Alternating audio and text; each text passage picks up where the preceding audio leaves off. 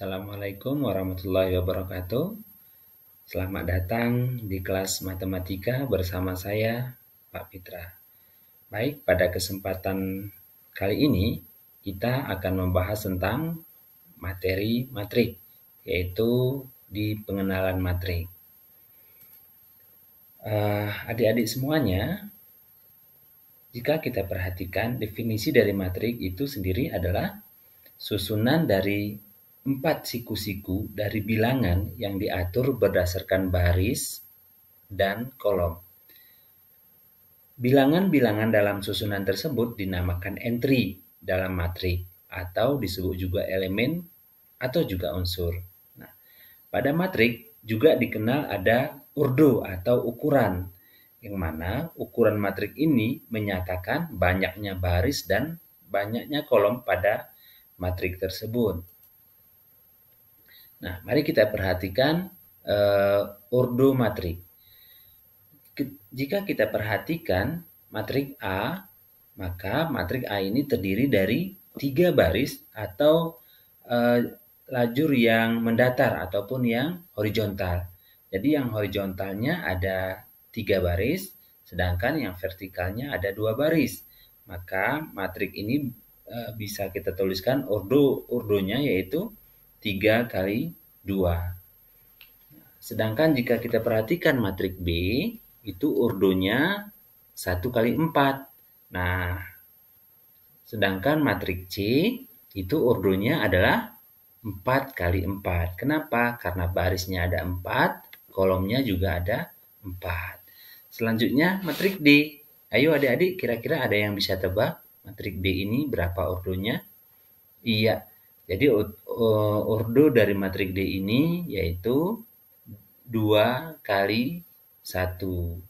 Oke, kita lanjut ya. Notasi matrik. Matrik dinotasikan dengan huruf besar. Nah, kita perhatikan matrik ini yang di bawah.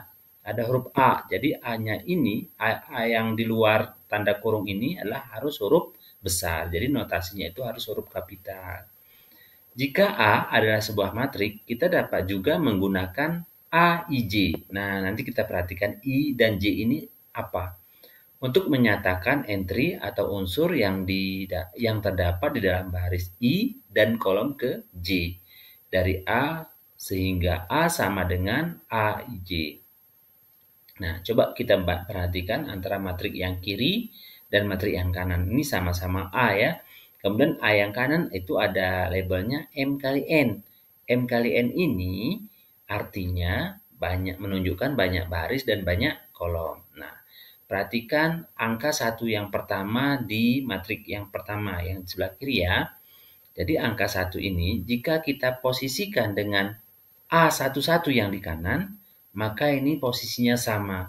Artinya angka 1 yang di kiri ini terletak pada baris pertama, kolom pertama.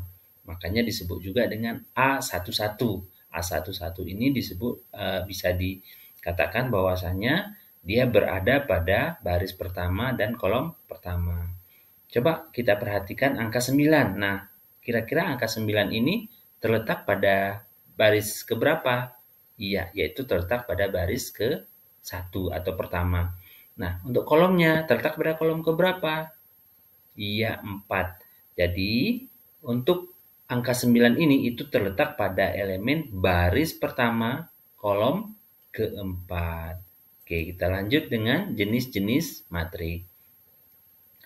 Jadi, yang pertama, jenis daripada matrik itu adalah matrik bujur sangkar atau persegi, yaitu matrik yang berukuran N kali N. N kali N ini artinya banyak baris dan banyak kolomnya sama. Nah, coba kita perhatikan matrik A. Matrik A ini ada elemennya 1, 4, 3, 1. Jadi barisnya ada 2, kolomnya juga ada 2. Nah, jika banyak baris dan banyak kolomnya sama, maka ini disebut dengan matrik persegi. Oke, selanjutnya matrik 0. Matrik 0 adalah matrik yang setiap entry atau elemennya adalah bilangan 0. Jadi semua anggota yang berada dalam matrik itu 0, maka itu disebut dengan matrik 0. Oke, selanjutnya matrik diagonal. Nah, matrik diagonal adalah matrik persegi. Nah, namun yang semua elemen di atas dan di bawah diagonalnya ada 0. Dinotasikan sebagai D, ini contohnya. Nah, ini dia matrik persegi. Kemudian diagonal utama, dari 1 kita tarik ke angka 5, itu disebut dengan diagonal utama. Nah, jika di atas ataupun di bawahnya semuanya 0, maka ini disebut dengan matrik diagonal. Oke, selanjutnya matrik skalar. Sama halnya dengan matrik diagonal, namun ini elemen dari diagonal utamanya itu angkanya sama. Nah, selain dia sama, kemudian dia bukan angka 1. Nah, bagaimana kalau seandainya diagonal utamanya itu isi daripada elemennya angka 1? Maka kita perhatikan ini. Nah, jadi kalau dia 1 pada diagonal utamanya, yang lainnya adalah 0, maka matrik ini disebut dengan matrik identitas. Oke, kita lanjut ya. Ya, selanjutnya matrik segitiga atas dan segitiga bawah. Oke, coba kita perhatikan contoh A dan contoh B. Nah, contoh A ini disebut dengan matrik segitiga atas. Kenapa? Karena di bawah diagonal utamanya itu elemennya 0, sedangkan yang lainnya bukan 0. Maka disebut dengan segitiga atas. Sedangkan matrik B itu disebut dengan matrik segitiga bawah. Kenapa? Karena yang di atasnya 0, sedangkan yang di bawah ini semuanya elemennya itu selain 0. Oke. Nah, mungkin sampai di sini aja terlebih dahulu adik-adik. Mungkin ini untuk materi pertemuan selanjutnya, maka kita akan membahas operasi pada matrik. Sampai di sini dulu ya. Terima kasih.